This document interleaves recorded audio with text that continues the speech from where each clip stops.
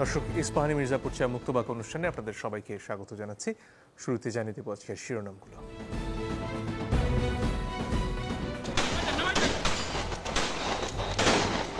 সে এখনো জীবিত, তাকে আপনারা আমাদেরকে নিতে দেন, কিন্তু তারা আমাদের কোনো কথা শুনে নাই। তারা বলছে যে তোদের যদি সাহস থাকে তোরা, আমরা এখানে দাঁড়ায় আছি, তোরা এসে নিয়ে যা।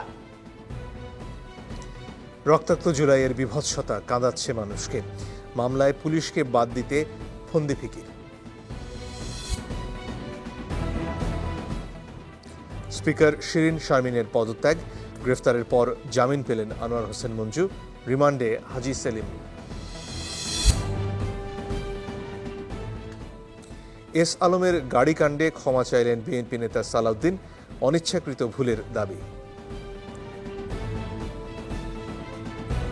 আমার এই অসাবধানতা এবং অনিচ্ছাকৃত ভুলের জন্য যদি আমি দেশবাসীর মনে কষ্ট দিয়ে থাকি এবং অনুভূতিতে আঘাত দিয়ে থাকি, সেই জন্য আমি দুঃখ প্রকাশ করছি।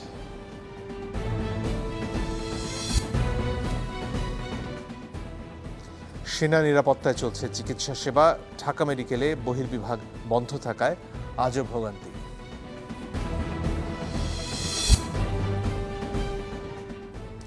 বন্যায় প্রাণহানি বেড়ে ৬৭, এখনও আশ্রয় কেন্দ্রে ৩ লাখের বেশি মানুষ।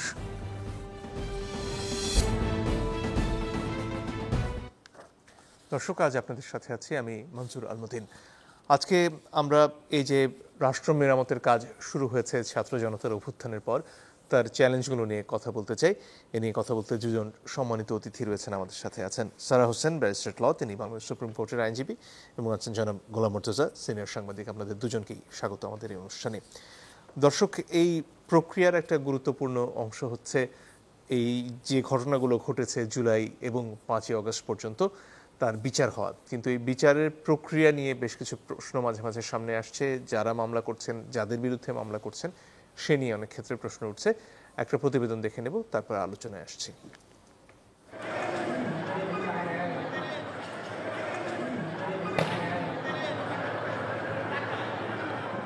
গেল 5 আগস্ট গাজীপুরের কোনাবাড়িতে পুলিশের গুলিতে প্রাণ যায় কলেজ ছাত্র হৃদয়ের, যার মরদেহের হদিস এখনও পাননি স্বজনরা। এই ঘটনায় 26 আগস্ট কোনাবাড়ি থানায় একটি অভিযোগপত্র দেন তার ফুফাতো ভাই টাঙ্গাইলের গোপালপুরে ইব্রাহিম, যেখানে অভিযুক্ত কোনাবাড়ি থানার এএসআই, এসআই ও কনস্টেবল সহ 9 পুলিশ সদস্য। ওই দিন অভিযোগটি মামলা হিসেবে নথিভুক্ত করা হয়। এজাহারে 9 পুলিশ সদস্যকে বাদ দিয়ে অন্তর্ভুক্ত করা হয় আওয়ামী লীগ নেতাকর্মী সহ 5 সাংবাদিকের নাম। পুলিশের নামে মামলা দিয়েছি, এর দিকে যে আমাদের যে ওই সাংবাদিক নাম ধরা যায়, কিছু এলাকার নেতা খাতা নাম বলা যায়। আমি তো নাম দিই নাকি, আমার বাইরের জন্য মারছে, আমি শুধু তার বিচার টাইম চাই। নামগুলো তো আমি জানি না, আর কীভাবে মামলা সাজা যায় আমি জানি না। আমি বলি শুধু সিগনেচার দিচ্ছি। আমাকে ব্যক্তি শত্রুতা কিংবা রাগের বশীভূত কেউ আমাকে এই মামলায় অন্তর্ভুক্তি করেছে। প্রমাণই আছে কারা এই ঘটনাটা ঘটেছে, তো তাদের বিরুদ্ধে মামলাটা হলো না। কিন্তু মামলাটা কেন আমাদের নামে কেন করা হলো? জয়পুরহাটেও সাংবাদিকদের ফাঁসানোর অভিযোগ উঠেছে। 31 আগস্ট সদর থানায় হোসাইন আহমেদ নামে এক শিক্ষার্থী অভিযোগপত্র দেন। আসামির তালিকায় আওয়ামী লীগের নেতাকর্মী ছাড়াও নাম দেওয়া হয় 4 সাংবাদিকের। হোসাইনের অভিযোগপত্রে বলা হয়েছে তার 2 পায়ে গুলি ছোড়ে 10 নম্বর আসামি আব্দুর রহিম, অথচ তালিকায় 10 নম্বর আসামি হিসেবে আছেন সাংবাদিক হারুনুর রশিদের নাম। নিজস্ব পেশার যে সততা, সেটা আমরা বজায় রাখি। এভাবে যদি মামলা একের পর এক হয় সাংবাদিকদের বিরুদ্ধে, তাহলে আমরা কোথায় যাব? যে সকল সাংবাদিকদের বিরুদ্ধে মামলাগুলো হচ্ছে, এগুলো উদ্দেশ্য প্রণোদিত। এই মামলাগুলোতে আমরা সাংবাদিকরা অত্যন্ত উদ্বিগ্ন। স্থানীয় ছাত্র সমন্বয়করা বলছেন বিষয়টি নিন্দনীয় ও বিব্রতকর। কিছু আওয়ামী লীগের নেতৃবৃন্দ ছিল, আপনার থানার ভিতরে ছিল, তারা লিড দিছে। আর কিছু আপনার পুলিশ সদস্য, এই কয়জন আমার প্রকৃত আসামি আমি জানি, আমার জানা মতে, কারণ আমি এখানে ছিলাম, স্পটে ছিলাম ওইখানে। সাধারণ শিক্ষার্থীদের পক্ষ থেকে বিভিন্ন মামলায় দেখা যাচ্ছে সাংবাদিক, ছাত্র জনতা সহ বিভিন্ন জনসাধারণের যারা আমাদের ছাত্র আন্দোলনের পক্ষে ছিল, ব্যক্তি উদ্দেশ্য হাসিলের জন্য তারা এ সকল লোকের নামে মামলা করছে। আমরা তীব্র প্রতিবাদ জানাই। তদন্ত করে প্রকৃত দোষীদের শাস্তির কথা জানান পুলিশের ঊর্ধ্বতন কর্মকর্তারা। আমাদের মেট্রোর বাহিরের পোশাকের কিছু লোকজন দেখা গেছে ভিডিওতে, এটা আমরা তদন্ত করতেছি। অবশ্যই আমরা তদন্ত করে প্রকৃত দোষী যারা, তাদেরকে আমরা আইনের আওতায় নিয়ে আসবো। আশ্বস্ত করতে চাচ্ছি যে প্রকৃত তদন্ত করে যারা জড়িত না, অবশ্যই তারা আমরা তদন্তের বাইরে রাখবো। নির্দোষ কাউকে হয়রানি করা হবে না বলেও আশ্বাস দিয়েছে আইনশৃঙ্খলা বাহিনী। শুরুতেই সারা হোসেন আপনার কাছে আসতে চাই, যিনি মামলার তথ্য নিয়ে যাচ্ছেন, যাকে সচরাচর আমরা সাদা বাংলায় বাদী বলে থাকি, তিনি নাম দিচ্ছেন একরকম, সেখানে পুলিশের নাম সুনির্দিষ্টভাবে উল্লেখ করে দিচ্ছেন, কিন্তু তারপরে যখন মামলাটা নথিভুক্ত হচ্ছে সেখানে পুলিশের নাম বাদ দিয়ে অন্যান্য নাম চলে আসছে। এই যে প্রক্রিয়া এবং যেখানে অভিযোগটা মূলত পুলিশের বিরুদ্ধে, সেক্ষেত্রে আসলে সামনে এগোনোর রাস্তাটা কি? আমরা এখন তো প্রায় 2 সপ্তাহ 2.5 সপ্তাহ ধরে দেখছি এই প্রক্রিয়াটা চলছে। সো আই থিঙ্ক এখন সময় হয়েছে উপর থেকে, সরকারের পক্ষ থেকে, শুধুমাত্র পুলিশ প্রশাসন থেকে না, আরও উপর থেকে স্বরাষ্ট্র উপদেষ্টা, আইন উপদেষ্টা, ওনাদের কাছ থেকে একটা দিক নির্দেশনার প্রয়োজন। কারণ অনেক ধরনের, আমরা এখন যেটা শুনলাম যে একজন একভাবে মামলা দিচ্ছে, তার অভিযোগটা লিখছে, অন্যভাবে কিন্তু তদন্তের পরে নাম টাম বদলেই যাচ্ছে। অন্য বিষয়গুলো এখানে দেখা যাচ্ছে যে কেউ কোনো ভুক্তভোগী পরিবারের পক্ষ থেকে তারা মামলাটা দিতে চাচ্ছে, কিন্তু যারা আসছে তাদেরকে সহযোগিতা করার নামে তারাই তালিকা নিয়ে আসে যে এখানে কাদের নাম টাম ঢুকাতে হবে। সেই পরিবার জানি না। আমরা এখনো দেখলাম একজন ওরকমই বলছিল যে আমি জানি না কোত্থেকে এই নামগুলো এসছে। সো এখানে যদি, এখানে একটা হচ্ছে যে যারা ভুক্তভোগী তাদের অবশ্যই সহায়তা লাগবে, তথ্য লাগবে, সহায়তা লাগবে মামলাগুলো রুজু করার জন্য। আমরা দেখেছি কয়েক জায়গায় ছাত্রছাত্রীরা নিজে গেছেন সহযোগিতা করতে, যারা আন্দোলন করেছিলেন তাদের পাশে তারাও গেছে, কিন্তু এখানে কোনো সমন্বিত কোনো ধরনের উদ্যোগ নেই। সেটা খুবই প্রয়োজন। আমাদের সরকারি বিভিন্ন প্রক্রিয়া আছে, আইন সহায়তা কার্যক্রম ইত্যাদি, ওগুলো খুব একটা চালু নাই এই মুহূর্তে। তারা পারলে কিন্তু এখানে দাঁড়াতে পারতো। তার মানে ওই ধরনের উদ্যোগ এবং একটু উচ্চ পর্যায় থেকে দিক নির্দেশনা না হলে কিন্তু এরকম পরিস্থিতি চলতেই থাকবে। এবং এটাতে দুটা জিনিস হচ্ছে, একটা হচ্ছে যে ভুক্তভোগী যারা, যেভাবে আমরা দেখলাম, তারাই একটু হতাশাভুক্তই হয়ে যাচ্ছেন যে আসলে আমরা যেটা চেয়েছিলাম, বিচার চেয়েছিলাম, এবং বিচার চাওয়া বাংলাদেশে মানে অনেক ধরনের হুমকির মধ্যে দিয়ে বিচার চাইতে হয়। সবাই জানে যে সামনের পথটা খুব সহজ না, তারপরে তারা এগিয়ে আসছেন। অন্যদিকে যেটা আমরা দেখছি যে অনেকের মধ্যে এখন কথাবার্তা হয়ে যাচ্ছে যে এই পরিস্থিতিটা দিয়ে আসলে এই প্রক্রিয়া দিয়ে শেষ পর্যন্ত আমরা কোনো কিছু পাবো কিনা। পুরো জিনিসটা যদি মানে প্রশ্নবিদ্ধ হয়ে যায় পুরো প্রক্রিয়াটা, তাহলে ভুক্তভোগীরা একদিকে তাদের যেটা প্রাপ্য বিচার সেটা তারা পাবেন না, আর অন্যদিকে যারা আসলে দোষী তারাও কিন্তু পার পেয়ে যাবেন এখানে। কারণ তারা বলবেন যে না, আমাদের বিরুদ্ধে যেই সব প্রক্রিয়া হয়েছে সেগুলো তো স্বচ্ছ না। এই সব প্রশ্ন আমরা আগেও দেখেছি, যখন জরুরি অবস্থা ছিল শেষ পর্যন্ত দেখা গেল যে অন্যায় অবিচার যে করা হয়েছে অনেকের প্রতি, যারা অপরাধী ছিলেন তাদেরকে অপরাধী কোনোদিন প্রমাণ করা যায়নি, কারণ প্রক্রিয়া অস্বচ্ছ হয়ে গেছিল। এবং এখানে আমরা ওই ঝুঁকির মধ্যে আছি যে অনেক, মাত্র কয়েক সপ্তাহ চলে গেছে, তার মধ্যেই যে প্রক্রিয়াটা দেখছি ওটা যেহেতু প্রশ্নবিদ্ধ হচ্ছে, অলরেডি আমাদের ভাবতে হচ্ছে যে আমরা পরে কোথায় পৌঁছতে পারবো। এখনই আই থিঙ্ক শুধরানোর সুযোগ আছে, কিন্তু ভুক্তভোগী যারা আছে তাদের পাশে দাঁড়াতে হবে। আর আমরা দেখেছি কয়েকটা খুব ভালো উদাহরণ যে ছাত্রছাত্রীরা, অন্য আপনার নবীন অনেক আইনজীবী, শিক্ষানবিশ আইনজীবী, তারাও কিন্তু এগিয়ে আসছে সহযোগিতা করার জন্য। তাদেরকে কিন্তু যদি একটু সমন্বিত করা যায়, তারাও কিন্তু এখানে বড় একটা ভূমিকা নিতে পারেন, কিন্তু ওই সমন্বয়ের অভাবটা দেখছি। এখানে তদন্ত তো একটা বড় সমস্যার জায়গা, বিশেষ করে আমাদের ফৌজদারি যে কার্যবিধি সেই অনুযায়ী তদন্তের ক্ষমতা তো পুলিশের। তো এখন মূল অভিযোগ এবং এখানে যেসব ভিডিও আমরা এখন পর্যন্ত দেখছি সেখানে স্পষ্টতই দেখা যাচ্ছে অন্তত পুলিশের পোশাক পরে বা তাদের ভেস্ট পরে সরাসরি গুলি করার ঘটনাগুলো ঘটেছে। সেক্ষেত্রে পুলিশের বিরুদ্ধে তদন্ত করার জন্য পুলিশের বাইরে আসলে কাকে দায়িত্ব দেওয়া যেতে পারে? এখানে একটি আলাদা করে একটি বডি তৈরি করা যেত। আই নো এটা বলা সহজ, করা হয়তো কঠিন, কিন্তু তারপরে আমাদের কিছু কিছু পথ তো বের করে নিতে হবে যে কিভাবে কাজ করা যায়। অন্যান্য সময় আমরা দেখেছি যে বিশেষ টাস্ক ফোর্স বা কমিটি বা ধরেন চাঞ্চল্যকর মামলা পরিচালনা করার জন্য আলাদা একটি উদ্যোগ নেওয়া হয়েছে স্বরাষ্ট্র মন্ত্রণালয়ের পক্ষ থেকে। এরকম কিছু হচ্ছে কিনা আমরা জানতে পারছি না, কিন্তু এরকম কিছু হওয়া উচিত যে যেই সব অজস্র মামলা যে আসছে, অনেকগুলো ভুলভালভাবে লেখা, 100 জন 150 জন ওখানে নাম ঢুকানো হচ্ছে, সবগুলো তো থাকার কথা না।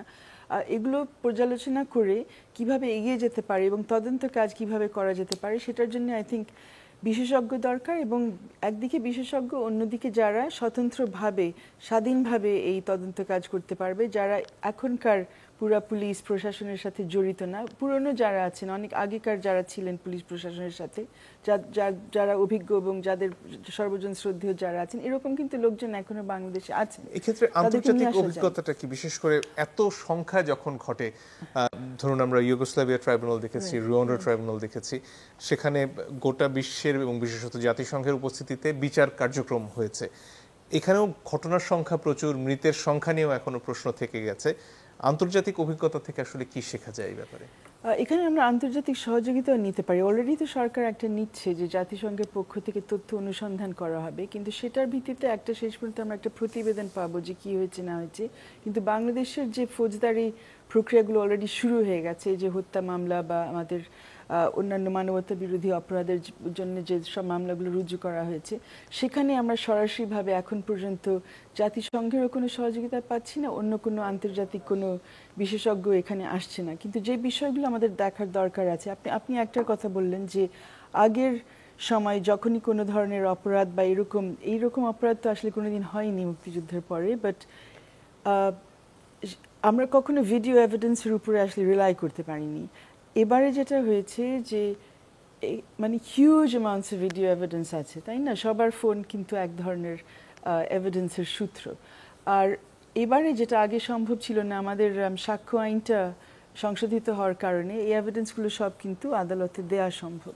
সো ভিডিও এভিডেন্সটা সংরক্ষণ করা, এটা অ্যানালাইজ করা, কারণ সব ভিডিও এভিডেন্স আবার ব্যবহার করা যাবে না, ভেরিফাই করতে হবে, টেকনিক্যাল এক্সপার্টের বিষয় আছে। এগুলো সংকলন করে ভেরিফাই করে কোনটা ব্যবহার করা যাবে না করা যাবে সেটার কাজ আছে। পাশাপাশি কিন্তু অন্যান্য ফরেনজিক্সের অনেক কাজ আছে, যে এতজন যে মরেছে আমরা এখন পর্যন্ত জানি না আসলে নিহতদের শেষ সংখ্যাটা কি হয়ে দাঁড়াবে, কারণ অনেকজন যাদেরকে অলরেডি কবর দিয়ে দেওয়া হয়েছে, কিন্তু ওখানে রিপোর্টের সমস্যা আছে, প্রত্যয়নপত্র সব জায়গায় সঠিকভাবে দেওয়া হয় নাই, ওগুলো দেখার বিষয় আছে। পোস্টমর্টম অনেক কম ক্ষেত্রে হয়েছে, এক্সিউমেশনের বিষয় থাকতে পারে, এইসব ব্যাপারে কিন্তু আমাদের এক্সপার্টিস প্রয়োজন আছে। সো এরকমও কিন্তু ভাবা যেতে পারতো যে অ্যাজ আই সেড এখনো অত বেশি সময় চলে যায়নি, এখনো সম্ভব সেরকম একটি বিশেষজ্ঞ দল তৈরি করা, বিশেষজ্ঞ এবং স্বতন্ত্রভাবে যারা কাজ করবেন তাদেরকে যদি নিয়ে আসা যায়, তাহলে তারপরে আমরা বোধহয় এগিয়ে যেতে পারবো ঠিক মতো। ধন্যবাদ। জনাব গোলাম মুর্তজা, আপনার কাছে আসতে চাই। এই যে নতুন নতুন ভিডিও প্রতিদিনই বেরিয়ে আসছে, এর মধ্যে সবচেয়ে বেশি বোধহয় আলোচনা হয়েছে যে একটা ভ্যানের উপর লাশের পর লাশ স্তূপ করা হচ্ছে, সেটা কোথায় ঘটেছে সেটার ব্যাপারে সাংবাদিকরা কাজ করেছেন, অনেকে বলছেন আশুলিয়ায় ঘটেছে, এবং তারপরে এই লাশগুলোর কি হয়েছে, পুড়িয়ে দেওয়া হয়েছে কিনা, এই বিষয়গুলো একে একে সামনে আসছে। এই যে এত ঘটনা, যেখানে পুলিশের বিরুদ্ধে অভিযোগ এক মানুষকে হত্যা করার, বিনা কারণে গুলি করার, এবং তারপরে দিনের শেষে এই যে প্রমাণ সেগুলো ধ্বংস করার চেষ্টা করার, হাসপাতাল থেকে প্রমাণ ধ্বংস করারও বিভিন্ন ক্ষেত্রে অভিযোগ পাওয়া গেছে। এখান থেকে আসলে এই যে বিচার প্রক্রিয়া, এটা কিভাবে শুরু করা যায়, বিশেষ করে তদন্তর কাজটা কিভাবে হতে পারে? ধন্যবাদ আপনাকে। যারা হত্যাকাণ্ড ঘটায়, যারা অপরাধ করে, তাদের খুব স্বাভাবিক একটা প্রবণতা থাকে আলামত কি করে ধ্বংস করা যায়, প্রমাণ কি করে সব ধুয়ে মুছে ফেলা যায়। তো এই সমস্ত ক্ষেত্রে যে ঘটনাগুলোর কথা আপনি বললেন, সেই সমস্ত ক্ষেত্রে খুব পরিকল্পিতভাবেই সেই কাজগুলো করা হয়েছে, পুলিশ করেছে। কিন্তু যেটা বলে যে কিছু প্রমাণ তো থেকে যায়, তো অনেক কিছু ধ্বংস করেছে কিন্তু কিছু প্রমাণ রয়ে গেছে। আমরা যে চিত্রটা দেখছি, দেখে বলছি একটি ভ্যানের উপরে 7টি লাশ হয়তো তোলা হচ্ছে, এটার একটির ভিডিও আছে। ঘটনা একটিই ঘটেছে কিনা আমরা জানি না, এরকম ঘটনা আরও অনেকগুলো ঘটেছে কিনা। আজকে সামাজিক যোগাযোগ মাধ্যমে আরেকটি ভিডিও দেখলাম, কয়েকজন পুলিশ এগিয়ে আসলো, একটি সিঁড়ি দিয়ে উঠে গেল, একটা বডি নিয়ে ফিরল। এটা কোথাকার ঘটনা, কোন জায়গার ঘটনা? তাকে কি উপরে হত্যা করা হলো? হত্যা করে তার বডিটা গুম করা হলো? আমরা জানি না। এটা জানা দরকার। এখন এটা কিভাবে জানবে? এটা কি আমাদেরকে গণমাধ্যম জানাবে, সংবাদ মাধ্যম জানাবে, না সরকারের কোনো উইং কাজ করবে? গণমাধ্যম তার জায়গা থেকে কাজ করবে। একটা গণ অভ্যুত্থানের যে রক্তাক্ত গণ অভ্যুত্থান, সেই রক্তাক্ত গণ অভ্যুত্থান, সেই রক্তের দাগ এখনো শুকায় নেই। সেইটার উপরে ভিত্তি করে একটি সরকার, সেই সরকারের অনেকগুলো দায়িত্ব, সেই দায়িত্বের মধ্যে প্রধানতম দায়িত্ব এই ভিডিওগুলো সূত্র ধরে এগুলো কোন জায়গার, কোন সময়ের, কতজনকে হত্যা করা হয়েছিল, কারা হত্যা করেছিল, এটা খুঁজে বের করা। আপনি বলছেন অনেকগুলো ঘটনা, সব ঘটনার বিচার করা যাবে, তদন্ত করা যাবে। আমি একজন সংবাদকর্মী হিসেবে সেটা মনে করছি না, কিন্তু সুনির্দিষ্ট করে বিচার প্রক্রিয়াটা করা দরকার। সুনির্দিষ্ট করে বিচার প্রক্রিয়াটা করা দরকার। সারাপ এতক্ষণ ধরে যে কথাটা বললেন সেই কথার একটা ব্যাপারে যে প্রশ্ন তৈরি হচ্ছে, মামলা নিয়ে প্রশ্ন তৈরি হচ্ছে, আমি খুব পরিষ্কার করে বলতে চাই এই সরকারের যারা পরিচালনা করছেন তাদের বোধের মধ্যে এটা থাকতে হবে যে প্রশ্ন তোলার সুযোগ দেয়া যাবে না, এটা বন্ধ করতে হবে। প্রশ্ন তোলার সুযোগ দেয়া যাবে না। এখন এটা তাহলে কিভাবে সম্ভব? পুলিশের উপরে আলটিমেটলি আপনি যত কথাই বলেন, যেভাবেই বলেন, ঘুরিয়ে পেঁচিয়ে আমরা যাই বলি না কেন, শেষ পর্যন্ত গিয়ে আমাদের পুলিশের উপরে নির্ভর করতে হবে, পুলিশ লাগবে। এখন প্রশ্নটা যে জায়গাটাতে যে পুলিশ সরকারকে পরিচালনা করবে না সরকার পুলিশকে পরিচালনা করবে। এ যাবৎকালে রাজনৈতিক সরকারগুলো যখন ক্ষমতা, আমি এর পিছনে যাইনি, 15 বছরের মধ্যে থাকি আওয়ামী লীগ সরকারের সময়, দানবীয় স্বৈরাচারী যে শাসন দেখেছি শেখ হাসিনার, সেখানে আমরা দেখেছি পুলিশকে দিয়ে সবকিছু নিয়ন্ত্রণ করা হয়েছে, পুলিশ সরকারকে পরিচালনা করেছে, পুলিশের আইজিরা সরকারকে পরিচালনা করেছে, র্যাবের ডিজিরা সরকারকে পরিচালনা করেছে, গোয়েন্দা সংস্থার এক একজন প্রধান, ওইখানে আবার ভাগ ভাগ পকেট ভাগ ভাগ বানানো হয়েছে। এটা হচ্ছে ওই যে আফগানিস্তানে যেটা হয়েছিল যে এক একজন এক একটা এলাকা ভাগ করে নিয়ে সেইখানকার সেটা আমাদের পুলিশ বাহিনীকে সরকার, আওয়ামী লীগ সরকার এক একটা পকেট শক্তি করে, মনিরুলের একটা, বিপ্লবের একটা, হারুনের একটা, আইজিপির একটা, এক একটা পকেট দিয়ে দিল, তার মতো করে সেটা কাজ করবে, যাকে ধরবে, যাকে ইচ্ছা ধরবে, যাকে ইচ্ছা গুম করবে, এই কাজগুলো করবে। এই সরকার দায়িত্ব নেওয়ার পরে একটা বিধ্বস্ত পুলিশ বাহিনী পেয়েছে, একেবারে বিধ্বস্ত পুলিশ বাহিনী। এখন প্রশ্ন হচ্ছে, আমি যত সহজে বলছি কাজটা এত সহজ নয়, পুলিশ বাহিনীকে পুনর্গঠন করতে হবে। মানে সেখানেই তো প্রশ্ন, যখন এই যে বছরের পর বছর ধরে ছাত্রলীগ পরিচয় বা আওয়ামী লীগের পরিচয় ধরে ধরে পুলিশ বাহিনীতে নিয়োগ দেওয়া হয়েছে, সেখান থেকে আসলে কতদিনের মধ্যে এই পুলিশ বাহিনীকে সংস্কার করে একটা ব্যবহারযোগ্য জায়গা আনা যাবে? আপনি ততদিনের মধ্যে করতে পারবেন, আপনি যত দিনের মধ্যে করতে চাইবেন। আমার কাছে দৃশ্যমান হওয়া দরকার যে স্বরাষ্ট্র উপদেষ্টা কি করতে চাইছেন, দেশের মানুষের কাছে এটা জানানো দরকার, বোঝানো দরকার। সব কাজ গোপনে করার দরকার নেই, আপনি গোপনে সব কাজ করার দরকার নাই। আপনি পুলিশকে কি ডিক্টেট করছেন সেটা সাধারণ মানুষকে একটু বুঝতে দেন। ওই যে মামলার কথা বলা হচ্ছে, ওই মামলাটি পুলিশ কিসের ভিত্তিতে পরিবর্তন করলো, পুলিশের নাম বাদ দিয়ে সাংবাদিকদের নাম ঢুকালো কিসের? অন্তত আপনি একটা ঘটনা বলেন, এটা তো কমপক্ষে 5-7টা ঘটনা ঘটেছে। আমি তো স্বরাষ্ট্র উপদেষ্টার একটা বক্তব্য পাই নাই যে এই ক্ষেত্রে পুলিশের বিরুদ্ধে কি ব্যবস্থা নেওয়া হচ্ছে। অন্তত একটা ঘটনা তো আমাকে পেতে হবে যে হ্যাঁ, জয়পুরহাটের এই ঘটনায় পুলিশের আসামি বাদ দিয়ে, যে বাদী সে মামলা করেছিল পুলিশের বিরুদ্ধে, সে পুলিশের আসামি বাদ দিয়ে সে সাংবাদিক সহ অন্যান্যদের নাম ঢুকিয়েছে। সাংবাদিক যদি, আমি সাংবাদিক, আমি যদি হত্যাকারী হই আমার নাম বাদ দিতে হবে না, কিন্তু প্রশ্ন হচ্ছে আমি হত্যাকারী কি না। তো স্বরাষ্ট্র উপদেষ্টার এই কাজটা করা দরকার। স্বরাষ্ট্র উপদেষ্টাকে পুলিশ পরিচালনা করছে, স্বরাষ্ট্র উপদেষ্টা পুলিশ পরিচালনা করছেন, এটা আমরা এখন পর্যন্ত দৃশ্যমান। এর একটা কারণ থাকতে পারে যে স্বরাষ্ট্র উপদেষ্টা উনি এসেছেন সামরিক বাহিনী থেকে। সামরিক বাহিনীর মেজর জেনারেল পর্যায়ের একজন অফিসার যদি কোনো একটা নির্দেশনা দেন, ওই চেইন অফ কমান্ডে সেটা সব কাজ হয়ে যায়, অটো হয়ে যায়, ওইখানে হওয়ার কোনো কাজ আটকে থাকে না। কিন্তু বেসামরিক প্রশাসন, পুলিশ প্রশাসন, বেসামরিক প্রশাসন ওই হও বললে সব কাজ হয়ে যায় না, অর্ডার দিলে সব কাজ হয়ে যায় না। তিনি সেন্ট্রালে বসে তিনি যে অর্ডার দিচ্ছেন, নিশ্চয়ই দিচ্ছেন, তিনি যে অর্ডার দিচ্ছেন সেই অর্ডার বগুড়া বা জয়পুরহাট পর্যন্ত পৌঁছচ্ছে না, সেই অর্ডার গাজীপুর, অনেক ক্ষেত্রে ঢাকার মধ্যেই ইসেগুলোতে পৌঁছচ্ছে না, মামলার বাদী ক্ষেত্রে বা ওই জায়গাগুলোতে পৌঁছচ্ছে না। তো এই যে পৌঁছচ্ছে না, এই জায়গাটাতে পৌঁছানোর মেকানিজম বের করতে হবে। আমি পারি না, পুলিশে লোক নাই, পুলিশে ছাত্রলীগ, এইগুলো বলা যাবে না। আপনি একটা রক্তাক্ত অভ্যুত্থানের মধ্য দিয়ে এই জায়গাতে এসেছেন, এখানে এই কথাগুলো বলা যাবে না। এই সরকারের ব্যর্থ হওয়ার কোনো সুযোগ নাই। সেই সুযোগ না থাকার ক্ষেত্রে, আমি শেষ করছি, সুযোগ না থাকার ক্ষেত্রে আপনার প্রধানতম অঙ্গীকার হতে হবে যে এই হত্যার বিচার আপনি করবেন। নিশ্চয়ই আপনার বাড়িতে সিঁড়ি দিয়ে ঢুকে একজনকে হত্যা করে লাশ গুম করে দিবে, আর সেটার বিচার, এই ভিডিও চিত্র থাকার পরেও সেটার বিচার আমরা করতে পারবো না, সেটার বিচার সরকার করতে পারবে না, সেটার তদন্ত করতে পারবে না। বিচার করতে গেলে পুলিশের নাম বাদ দেওয়া হবে। গুলি কারা করেছে আমরা দেখেছি, সেটার ভিডিওর প্রমাণও আছে। গুলি করেছে পুলিশ, গুলি করেছে বিজেপি, আর গুলি করেছে আওয়ামী লীগ, ছাত্রলীগ, যুবলীগ। এই তো গুলি করেছে। আপনি তো দেখাতে পারবেন না যে যারা আন্দোলন করেছে তাদের ভেতর থেকে গুলি করা হয়েছে। ধন্যবাদ। একটা বিরতির সময় হয়ে গেছে, দর্শক একটু পরে ফিরে আসছি, সাথে থাকবেন।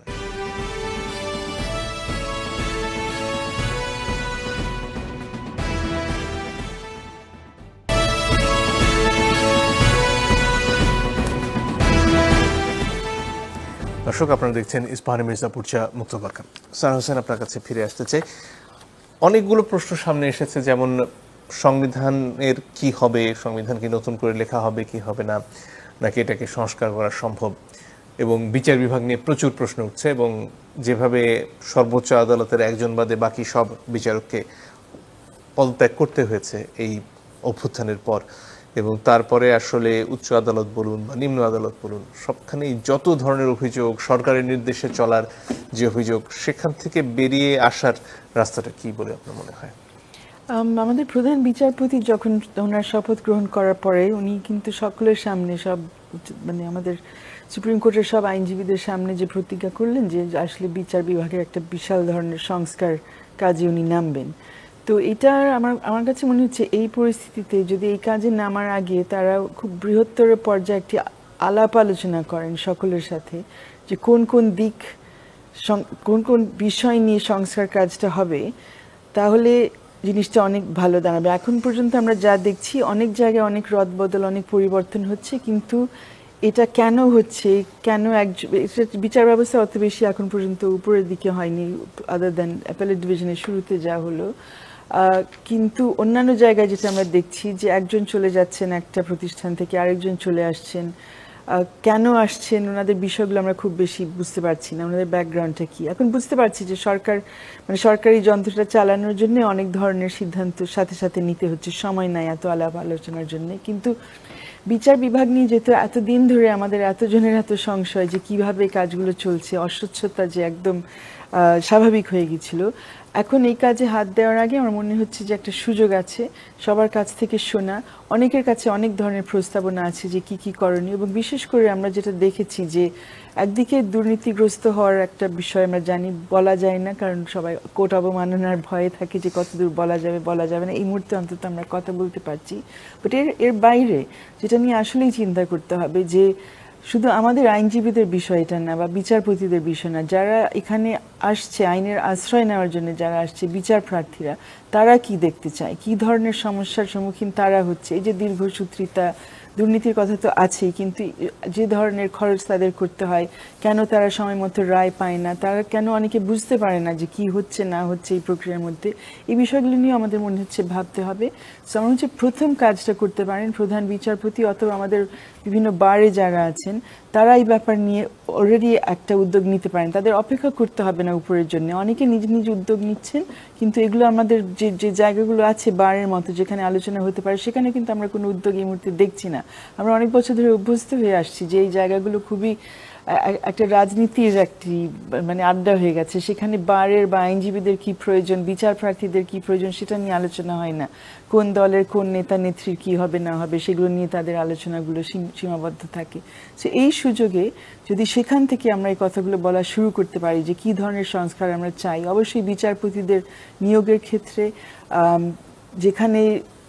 যেখানে দুর্নীতি বা অন্যান্য সমস্যা নিয়ে বা অন্যান্য অভিযোগ আসছে, সেখানে অবশ্যই একটা ব্যবস্থা নিতে হবে। শেষ যে রায় জাস্টিস সিনহা দিয়েছিলেন ওনাকে সরানোর আগে ওই ষোড়শ সংশোধনী নিয়ে, তারপরে তো আমরা জানি যে একটি সুপ্রিম জুডিশিয়াল কাউন্সিল গঠন করার কথা, যেখানে কোনো বিচারপতি নিয়ে কোনো অভিযোগ আসলে সেখানে যেতে পারে। এখন পর্যন্ত কিন্তু সেটা গঠন হয়নি, আমরা তার কাজ দেখছি না।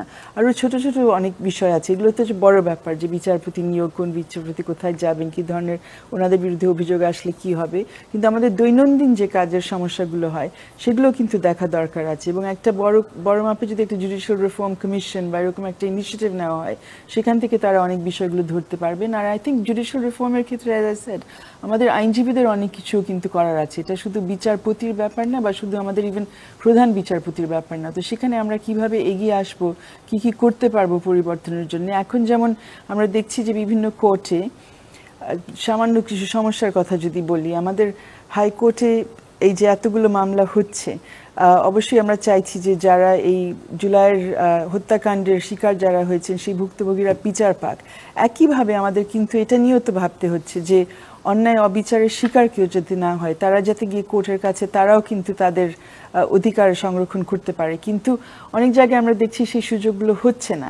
কোর্টের যে ভিড়, কোর্টের যে সমস্যা, কোর্ট যেভাবে চলছে সেখানে তারা কিন্তু সুযোগ পাচ্ছে না। এখানে সুযোগ আছে, কোর্টের ঘন্টাগুলো আমরা বাড়িয়ে দিলাম। আমরা সবসময় সেপ্টেম্বরে বিশাল একটা ছুটি থাকে আমাদের সুপ্রিম কোর্টে, ছুটিটা কমিয়ে নেওয়া যায়। সবাই যেভাবে চাইছে দেশ সংস্কার করতে, এখন দেশ সংস্কার 9টা থেকে 5টার মধ্যে তো আর করা যাবে না, একটু বেশি সময় না হয় দিতে হবে।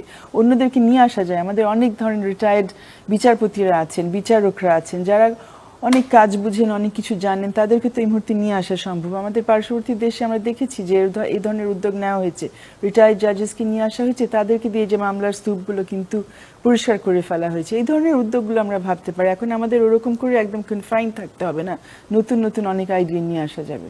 জি, ধন্যবাদ। জনাব গোলাম মুর্তজা, আপনার কাছে ফিরে আসি। স্বাস্থ্য খাত নিয়ে প্রচুর প্রশ্ন আসছে, কথা আসছে, এবং গত বেশ কিছু সময় ধরে ঢাকা সহ বিভিন্ন জায়গায় পদায়ন পেতে হলে একজন চিকিৎসককে তার মেডিকেল কলেজে তার সময় ছাত্রলীগের যিনি নেতা ছিলেন তার কাছ থেকে এক ধরনের সার্টিফিকেট নিয়ে তারপরে আসতে হতো। তো এই এত সমস্যার পরেও এই গোটা অভ্যুত্থানে চিকিৎসকরা তাদের চিকিৎসা সেবা দিয়ে গেছেন, এবং গতকাল পরশুও তারা হামলার শিকার হয়েছেন। এরপরে তাদের আন্দোলন দেখেছি আমরা ধর্মঘট, এবং ক্ষেত্র বিশেষে তারপরে সেখান থেকে সরে আসারও ঘটনা। সেনা প্রহরায় আজকে আমরা ছবিও দেখছিলাম যে তারা আবারও চিকিৎসা সেবা দিচ্ছেন। এই ক্ষেত্রে যে ঘটনাগুলো ঘটছে সেটাকে আপনি কিভাবে বিশ্লেষণ করেন, এবং এখানেও যে দীর্ঘমেয়াদী সংস্কারের প্রয়োজন সেটাই বা কিভাবে শুরু হতে পারে? দেখেন, সংস্কারের কথাটা যখন আসছে বা যতবারই আসছে, এখন আমরা এক এক সময় এক একটা নির্দিষ্ট বিষয় নিয়ে কথা বলছি, যে জায়গাটা সমস্যা দৃশ্যমান হচ্ছে সেটা নিয়ে কথা বলছি। আমাদের টোটাল স্বাস্থ্য ব্যবস্থাপনাটা একেবারে দুর্নীতিতে জর্জরিত। এখন এই কথা যখন আলোচনা করব, আলোচনা করার সঙ্গে সঙ্গেই প্রশ্ন আসবে যে তাহলে কি আমাদের অন্যান্য সেক্টরগুলোতে দুর্নীতি কম? আমাদের আর্থিক সেক্টরের দুর্নীতি তো, শুধু স্বাস্থ্য সেক্টরের দুর্নীতি যদি কথা বলি তাহলে আর্থিক সেক্টরের দুর্নীতি, অগোছালো অবস্থা আরও বেশি। পুলিশের কথা বললে সেখানে আরও বেশি। বিচার বিভাগের কথা আপনারা আলোচনা করলেন। জনপ্রশাসনের কথা যদি আমরা চিন্তা করি তাহলে সেখানের অবস্থা তো আরও বিশৃঙ্খল। তো সবগুলো জায়গার অবস্থাই আমাদের, এগুলো যে খুব বেশি ভালো অবস্থায় কখনো ছিল তা তো না। কিন্তু গত 15 বছরে শেখ হাসিনা সরকার যে কাজটা করেছে, যে খারাপ অবস্থা ছিল, যে খারাপ অবস্থার মধ্যে যেখানেও মোটামুটি একটা ইনস্টিটিউশনাল শেপ ছিল, এই গত 15 বছরে 1.5 দশকে সেই জায়গাগুলোও যা ছিল সেই জায়গাগুলো ধ্বংস করে দেওয়া হয়েছে, আরও দুর্বল করে দেওয়া হয়েছে। এখন সংস্কার করতে হলে আপনার অনেকগুলো জায়গা বা সবগুলো জায়গায় হাত দেওয়া দরকার। এখন প্রশ্ন হচ্ছে সবগুলো জায়গায় হাত দিয়ে এই সংস্কারটা করবেন কে? বর্তমান সরকারের মেয়াদ কতদিন আমরা জানি না, সরকার যারা পরিচালনা করছেন তারাও জানেন না। তো তারাও যদি না জানেন, এবং রাজনৈতিক দলগুলোর এখন যে অবস্থান, রাজনৈতিক দলগুলোর বলতে বিএনপির মতো একটা বড় রাজনৈতিক দলের যে অবস্থান, তারা একবার বলছেন যে সময় দিব, আর একবার বলছেন যে অনির্দিষ্টকাল সময় দেয়া যাবে না, যত দ্রুত সম্ভব নির্বাচন দিতে হবে। তার মানে তাদেরও মাথার মধ্যে মোটামুটিভাবে একটা সময়কাল হয়তো ঠিক আছে, সেটা 1 বছর না 2 বছর জানি না, একটা সময়কাল ঠিক আছে। আমার কাছে যেটা মনে হয় যে বর্তমান যে সরকার, ডক্টর ইউনূসের নেতৃত্বাধীন যে সরকার, সেই সরকারের নিশ্চয়ই করছে তারা, এটা একটা কর্মপরিকল্পনা নির্ধারণ করা দরকার। সংস্কার বলতে তারা কোন জায়গাগুলোতে, তাদের একটা সময় নির্দিষ্ট করে কোন জায়গাগুলোতে তারা হাত দেবেন এবং কোন জায়গাগুলোর কি ধরনের সংস্কার লাগবে। স্বাস্থ্য খাতে কি সংস্কার করতে চান 1 বছর সময়ের মধ্যে বা 2 বছর সময়ের মধ্যে, তারা কি সংস্কার করতে চান? যে স্বাস্থ্যর অবকাঠামোগত যে সুবিধা আছে, আমাদের যে চিকিৎসক আছে, সেইখানে সেবার পরিমাণ কি আমি আর একটু বাড়াতে চাই? আমাদের যে জনপ্রশাসন, সেইখানে কি আমি বিশৃঙ্খলা একটু কমাতে চাই? কি করতে চাই সেটা নির্দিষ্ট করা দরকার, এবং সেটা নির্দিষ্ট করে গেলে আমার ধারণা যে তার কিছু সুফল দেশের জনগণ পাবে। আর তা না করে যদি অনেক বড় কোনো পরিকল্পনা নেওয়া হয় এবং সেটা যদি ধারাবাহিকতার উপরে নির্ভর করে, তাহলে সেটা গিয়ে রাজনৈতিক সরকারের সংস্কার আর এই ডক্টর ইউনূস সরকারের সংস্কারের পরিকল্পনা এক থাকবে কিনা সেটা নিয়ে যথেষ্ট ভাবার সুযোগ আছে। সুতরাং এই জায়গাটাতে একটা সতর্ক থাকা। আর আপনি যে দৈনন্দিন জীবনের যে সমস্যার কথা বললেন, যে ডাক্তারদেরকে কেন্দ্র করে যে সমস্যাটা তৈরি হলো, দেখেন বাংলাদেশের ডাক্তারদের অনেক সমালোচনা আছে, ভুল চিকিৎসা, চিকিৎসা না দেয়া ইত্যাদি ইত্যাদি সমালোচনা আছে।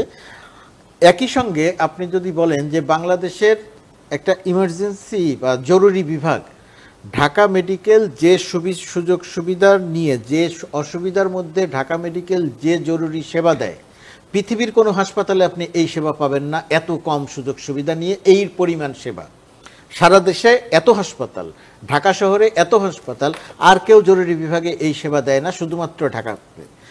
বহু ঘটনার আমি নিজে সাক্ষী আছি, মারা যাওয়া মৃত মানুষকে জরুরি বিভাগে নিয়ে গেছে, ডাক্তার এসে হাত ধরে বলেছে যে তিনি বেঁচে নেই, রোগীর যে আত্মীয় পরিজন ছিল ওই ডাক্তারের উপর আক্রমণ করেছে। ঢাকা মেডিকেলের জন্য এটা একটা পরিচিত দৃশ্য। সুতরাং আমাদের মানসিকতার জায়গাগুলোতে যদি আমরা সামগ্রিক পরিকল্পনা করে একটা জায়গাতে আনতে না পারি, তাহলে এই ঢাকা মেডিকেলের উপরে নির্ভর করে জরুরি সেবা অথবা ঢাকা মেডিকেলের উপরে নির্ভর করে এত কম সুযোগ সুবিধার মধ্যে, এত রাজনীতির মধ্যে, এত অব্যবস্থাপনার মধ্যে আপনি এর চেয়ে ভালো সেবা দিতে পারবেন না। সুতরাং দিতে না পারার ক্ষেত্রে আমাদের এখানে এখন পরিকল্পনার জায়গায় দুটি হওয়া দরকার। একটা পরিকল্পনা হওয়া দরকার সাধারণ জনমানুষের চিকিৎসা, যে অবকাঠামোগত অবস্থা আছে, যে ডাক্তাররা আছে, এখানে আমাদের এখানে খুব ভালো ডাক্তার আছেন, কিন্তু চিকিৎসা ব্যবস্থাপনাটা নাই। চিকিৎসা ব্যবস্থাপনাটা যদি একটু উন্নত করা যায় তাহলে সাধারণ মানুষের কাছে চিকিৎসা সেবাটা আর একটু ভালো মতো নেওয়া যায়। এই সরকারের সেই চেষ্টাটা করা উচিত। আরেকটা জায়গায় সেটা একটা বড় চিন্তা নয়, আরেকটা চিন্তা সেটা হচ্ছে আমরা 5 স্টার আর হাসপাতাল তৈরি করব কি করব না। আমাদের মানুষ শুধু সিঙ্গাপুরে চলে যাবে, ব্যাংককে চলে যাবে, সেই জায়গাটায় চলে যাবে, নাকি আমাদের যে বেসরকারি হাসপাতালগুলো এখন হয়েছে, 5 তারকা হাসপাতালগুলো, তারকা হাসপাতালগুলো হয়েছে, সেগুলো থাকুক, কিন্তু সরকারি ব্যবস্থাপনায় এরকম হাসপাতাল হবে কিনা। আমরা বঙ্গবন্ধুতে একটা করার চেষ্টা করেছিলাম, কিন্তু আমাদের রাষ্ট্রীয় সক্ষমতা এবং দলাদলি এতটাই বেশি এবং সক্ষমতা এতটাই কম যে ভবন একটা বানিয়ে রেখেছি, কিন্তু সেটা আমরা চালু করতে পারছি না। নিয়োগ নিয়ে আমার এটা কোটা, অমুকের এটা কোটা, তমুকের একটা কোটা, যন্ত্রপাতি কেনার ক্ষেত্রে এত রকমের ভাগবাটোয়ারা কমিশন, আমরা এটা করতে পারছি না। এখন এই সমস্ত কিছু কাজ এই সরকার করে যেতে পারে। এই সরকার অন্তত একটা কাজ করে যেতে পারে, যে বঙ্গবন্ধুতে যে বঙ্গবন্ধু শেখ মুজিব মেডিকেল বিশ্ববিদ্যালয়ের কথা বলছি, সেখানে স্পেশালাইজ যে হাসপাতালটা করার পরিকল্পনা নেওয়া হয়েছিল, সেটা আওয়ামী লীগ সরকার শুধুমাত্র বিল্ডিংটা বানিয়েছে, আর কিছু করতে পারেনি। এই সরকার অন্তত একটা দৃষ্টান্ত তৈরি করে যেতে পারে যে হ্যাঁ, আমরা একটা ঢাকা শহরে বামরুনগ্রাদের মতো একটা হাসপাতাল বানিয়ে গেলাম, একটা তৈরি করে গেলাম। এটা অনেকের কাছে মনে হতে পারে এটা খুব ছোট কাজ বা এটা খুব বড় কাজ না, কিন্তু আমি মনে করি যে এই রকম ছোটখাটো 2-1টা কাজই শেষ করে গেলে এটা একটা দৃষ্টান্ত হয়ে থাকবে যে এই সরকারের পক্ষে এই কাজগুলো করে যাওয়া সম্ভব হয়েছিল। আর বেসরকারি যে সমস্ত মেডিকেল আছে সেগুলোকে একদম সিস্টেমের মধ্যে আনা, গরিব মানুষের চিকিৎসা, বেসরকারি মেডিকেলগুলোতেও গরিব মানুষের একটা চিকিৎসার ব্যবস্থা করা দরকার। ধরুন, গরিব মানুষের চিকিৎসা যদি গণস্বাস্থ্য নগর হাসপাতাল দিতে পারে, গরিব মানুষের চিকিৎসা যদি ডাক্তার কামরুজ্জামানের কমিউনিটি হাসপাতাল দিতে পারে, তাহলে অন্য যে সমস্ত হাসপাতালগুলো আছে সেই হাসপাতালগুলো গরিব মানুষের বা মধ্যবিত্তের চিকিৎসা দিতে পারবে না কেন? সরকারের একটা সিস্টেমে থাকা দরকার। পৃথিবীর সব দেশই তো, ভারতের মতো দেশেও তো একটা সিস্টেমের মধ্যে চলে। আমাদের এখানে ডায়াগনস্টিক সেন্টার হয়েছে, কেউ যে পরীক্ষা 100 টাকা নেয়, কেউ সেই পরীক্ষা 500 টাকা নেয়, একজনের সঙ্গে আরেকজনের কোনো মিল নাই, তার মধ্যে আবার নির্ভর করা যায় না। এই জায়গাগুলোতে কাজ করা দরকার।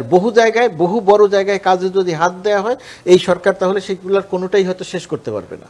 শেষ না করতে পারার একটাই আছে, সেটা হচ্ছে যদি খুব বড় পরিকল্পনা নিয়ে আগায়, ধারাবাহিকভাবে যদি সেই কাজগুলো হয়ে যায় তাহলে সেটা ভালো। সেরকম বড় কিছু পরিকল্পনা নিক সরকার, আমি চাই যে নেওয়া হোক, কিন্তু একই সঙ্গে তাৎক্ষণিকভাবে মানুষ যে সুবিধা পাবে সেই জায়গাটাতে মনোযোগ দেওয়া দরকার। যেমন চিকিৎসা এমন একটি ব্যাপার আপনার এখন দরকার। আপনি 5 বছর ধরে সংস্কার করবেন, তারপরে গিয়ে মানুষ সেবা পাবে, আপনার যদি এইটা নীতি হয় তাহলে ওইটা সফল হবে না।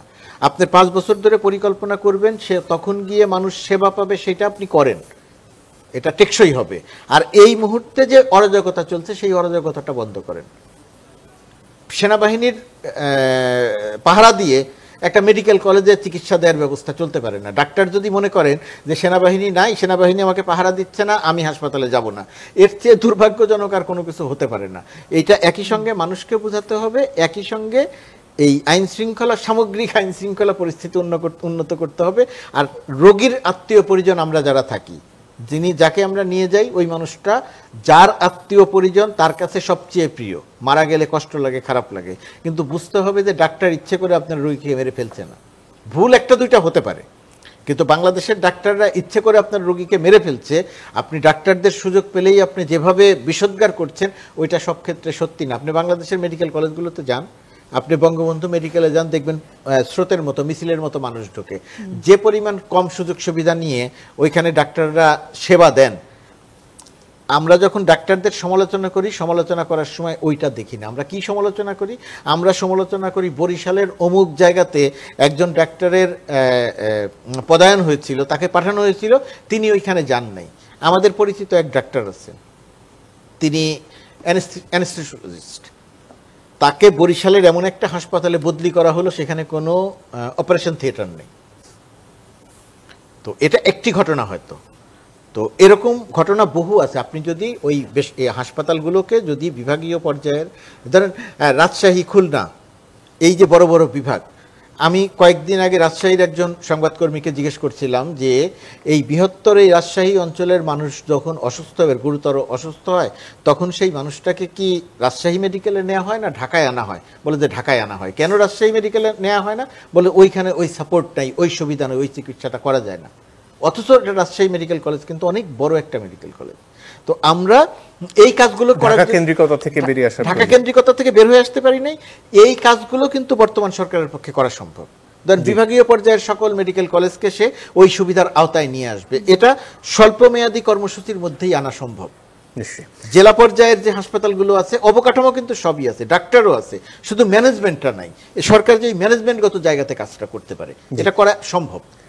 স্যার হোসেন, আপনার কাছে ফিরে আসি। এই প্রসঙ্গ খানিকটা জনাব গোলাম মুর্তজা বলছিলেন যে আসলে এই সরকার কতটুকু করতে পারে, কতটুকু পরের নির্বাচিত সরকারের জন্য রেখে যাওয়া উচিত, এবং তার সাথে সংবিধান পরিবর্তনের প্রশ্নটাও আসে, কারণ সাংবিধানিক কিছু পরিবর্তন ছাড়া তো আরেকটা গ্রহণযোগ্য নির্বাচন করা অসম্ভব, এটা অনেকেই মনে করেন। এবং সেটা আসলে পরিবর্তন নাকি একেবারে আনকোড়া নতুন সংবিধান লেখা উচিত? আমার মনে হয় এখন পরিবর্তনের কি কি কাজ সেগুলো চিহ্নিত করা দরকার, এবং সংশোধনী কিভাবে হতে পারে সেগুলো নিয়ে এখনই কাজ হতে পারে। পুনর্লিখন নিয়ে অনেক কথা হচ্ছে, আমার মনে হয় এখনো পুনর্লিখনের মধ্যে আমার অন্তত মনে হয় যে হয়তো সেই জায়গায় অতদূর হয়তো আমাদের যাওয়া উচিত না। মানে এখানে প্রশ্নটা বোধহয় এই কারণে আসে, কারণ শেষ যে সংশোধনী সংবিধানের, সেখানে বলেই দেওয়া হয়েছে যে এত বড় একটা অংশ, যেটা অন্তত 1/3 পরিবর্তন করা যাবে। আমি শুধু একটু বলি সারাফার কথার সঙ্গে, যে জায়গা থেকে পরিবর্তন আর পুনর্লেখন, সংবিধান পরিবর্তনের কথা যতবার এসেছে, ততবার একটা রাজনৈতিক সরকার এসে শুধুমাত্র তার ক্ষমতায় থাকার সুবিধার জন্য সেই পরিবর্তনগুলো করেছে, কোনোদিন জনগণের কথা ভাবে নাই। যেহেতু পরিবর্তন বলতে আমাদের মাথার মধ্যে ওই জিনিসটা ঢুকে আছে, সেই কারণে এখন বলা হচ্ছে যে ওই রকম পরিবর্তন, এটাকে পুনরায় নতুন করে লিখতে হবে। ওই জায়গা থেকে এই কথাটা এখন জোর দিয়ে আসছে। দুটো বিষয়, একটা হচ্ছে যে মানে সংবিধানে কি আছে সেটা কিভাবে সংশোধন করতে হবে, আরেকটা প্রশ্ন হচ্ছে কোন প্রক্রিয়ায় আমরা যাব এটা করার জন্য। এগুলো কাইন্ড অফ আলাদা প্রশ্ন। সো প্রক্রিয়া মানে পুনর্লিখনের জন্য আপনার যদি এখন নতুন করে গণপরিষদ ইত্যাদি করা, এটা আমার কাছে একটু অসম্ভব ব্যাপার মনে হচ্ছে। কারণ আমার মনে হচ্ছে আমরা অলরেডি দেখতে পাচ্ছি যে যেই সমস্যাগুলো নিয়ে আমরা আছি এগুলো এত বিশাল, এগুলো আমরা এই অবস্থায় মোকাবেলা করতে পারছি না। এখন যতটুক যা আছে সেটা তো মেরামত করে করে আমরা এগোবো।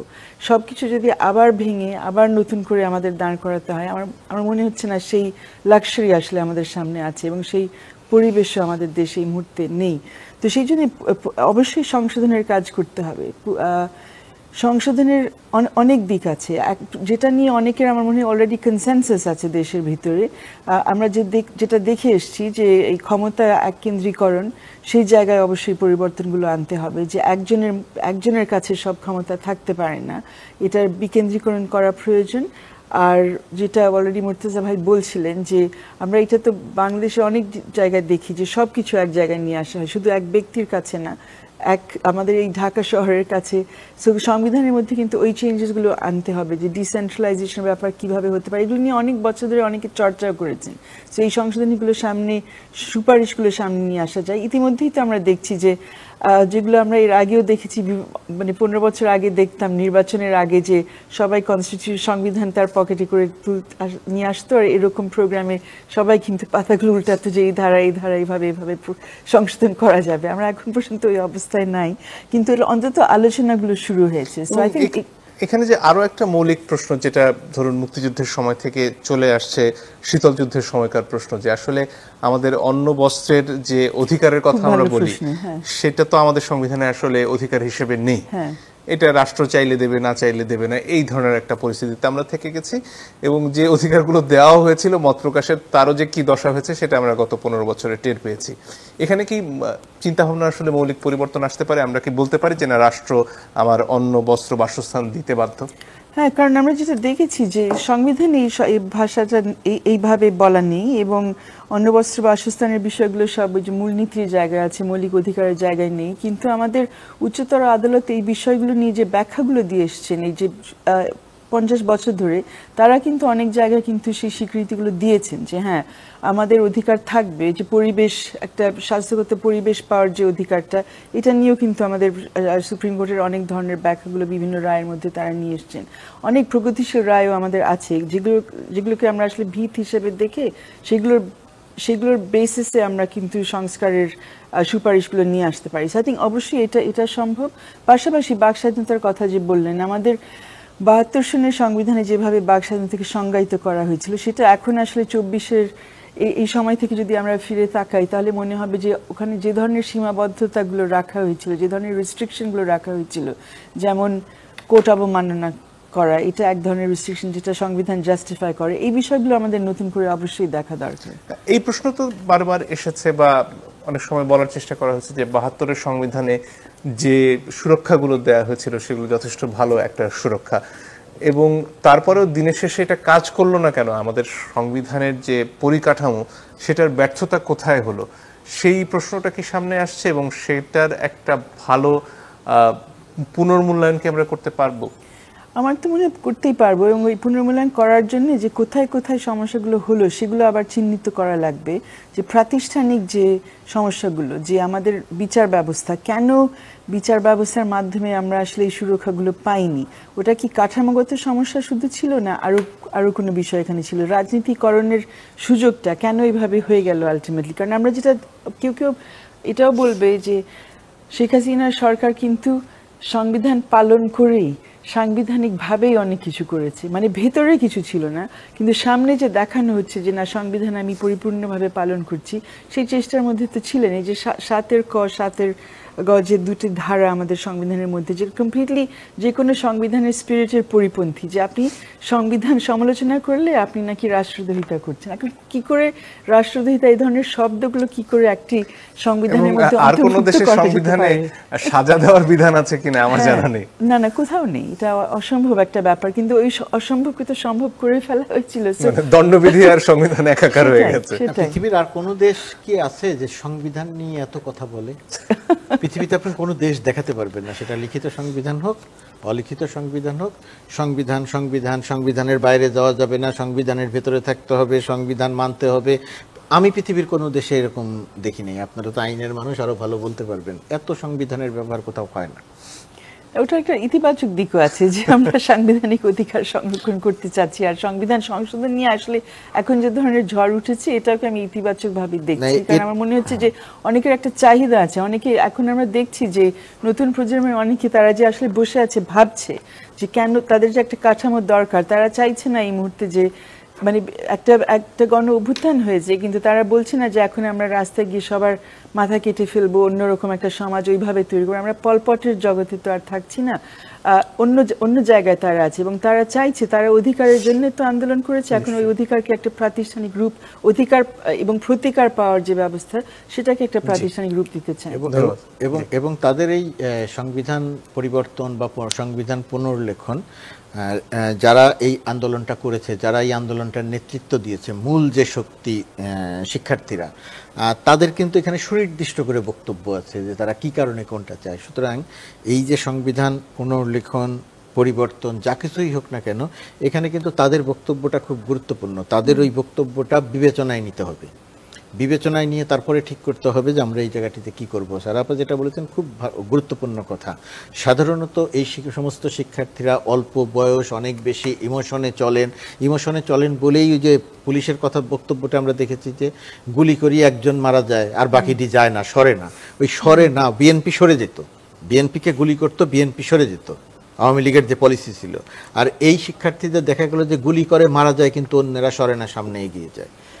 তো এই যে ইমোশন, এই যে শক্তি, তো এটার যে শক্তি, সেই শক্তিতে কিন্তু এই গণ অভ্যুত্থানের পরে একটা দাবি মানে উঠতেই পারতাম। আমি অন্তত খুব বেশি অগাধ হতাম যে এবার মারো ধরো যা কিছু করো কিসের বিচার, কিন্তু কেউ কিন্তু উল্টোটাই তো হলো, সবাই একসাথে রাস্তায় নেমে শৃঙ্খলা রক্ষার ক্ষেত্রে তাদের পক্ষে যতটা সম্ভব তার চেয়ে বেশি তারা করেছে। তো তার মানে হচ্ছে তারা কিন্তু অত্যন্ত সুশৃঙ্খল, তারা কিন্তু শুধুমাত্র ইমোশনের থেকে আন্দোলন করে নাই, তারা কিন্তু দেশের প্রয়োজনের থেকেই আন্দোলনের জায়গাটাতে এসেছে এবং শেষ পর্যন্ত একেবারে শেষ দিন পর্যন্ত তারা মাঠে থেকেছে, তারা কিন্তু উঠে যায় নাই। শুধু আন্দোলনের সফলই না, আন্দোলন সফল হয়েছে, পুলিশ বাহিনী নাই, দেশ থেকে পুলিশ বাহিনী নামক এই মানুষগুলো হারিয়ে গেল। তখন ধারণা করা হচ্ছিল যে তাহলে এটা কিভাবে চলবে, আমরাও চিন্তা করছিলাম অফিসে বসে যে কিভাবে চলবে, একজন পুলিশ নেই রাস্তায়। তো দেখা গেল যে বাচ্চা বাচ্চা ছেলে মেয়েরা তারা কিন্তু রাস্তায় নেমে মোটামুটিভাবে আমাদেরকে কিন্তু একটা নির্দেশনা দিল। পুলিশের অস্ত্রাগার পাহারা দেওয়া, অস্ত্র আবার উদ্ধার করে এনে জমা দেওয়া, সেই কাজগুলো এই ছাত্রছাত্রীরা বহু কিছু করেছে, যেটা ধরেন আমাদের বড়দের জন্য মানে এটা অনেক বেশি শিক্ষণীয়। তো সেই ক্ষেত্রে এখন তারা যে দাবিগুলো করছে, তারা তো রক্ত দিয়েছে এবং রক্ত দেওয়ার পরিপ্রেক্ষিতে তারা যে দাবিগুলো করছে, সেই দাবিগুলো পূরণ করার ক্ষেত্রে, সেই দাবিগুলো মেনে রাষ্ট্র সংস্কার করার ক্ষেত্রে যারা নীতি নির্ধারক পর্যায়ে আছেন, শুধুমাত্র উপদেষ্টারা নয়, বিভিন্ন সেক্টরে যারা নীতি নির্ধারক পর্যায়ে আছেন, তাদের এখন একটা মৌলিক দায়িত্ব হয়ে পড়েছে এই জায়গাতে কাজ করার। তার কারণটি হচ্ছে যে দানবীয় শাসন ব্যবস্থার মধ্যে আমরা ছিলাম, আমরা তার পরিবর্তন চাইছিলাম। কোন প্রক্রিয়াতে পরিবর্তন হবে, কিভাবে পরিবর্তন হবে, গুলির সামনে দাঁড়িয়ে আমি মারা যেতে পারবো কিনা, এই বিষয়ে কোনো ধারণা ছিল না। এরা সেই ধারণাটাকে একদম ভেঙে চুরমার করে দিয়েছে, যে দানবের চেয়েও মানুষের শক্তি বেশি, সেটা তারা প্রমাণ করে দিয়েছে। সুতরাং এখানে তাদের মতামত অত্যন্ত গুরুত্বপূর্ণ। অনেক ধন্যবাদ আপনাদের দুজনকে এবং দর্শক আপনাদেরকেও ধন্যবাদ। আজকের মতো বিদায় নিচ্ছি।